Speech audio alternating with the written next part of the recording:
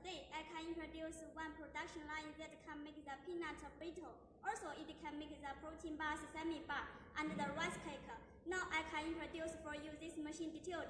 So you can see this machine stand beside mine, and this machine is including the 5 parts.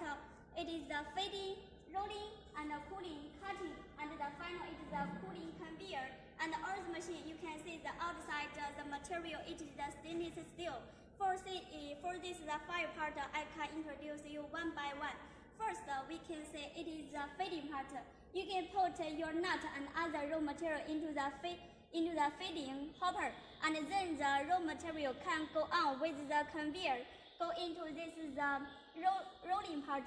You can see there is the 2 rollers. It can rolling the peanut brittle 2 times, so you can get the peanut brittle, the surface flatter and the flatter.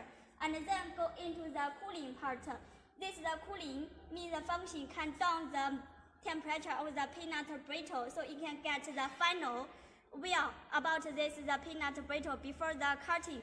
The next part, it is the main part of this machine. It is the cutting part. This is the cutting. It's including the 2 parts. One, it is the vertical, the cutting knife.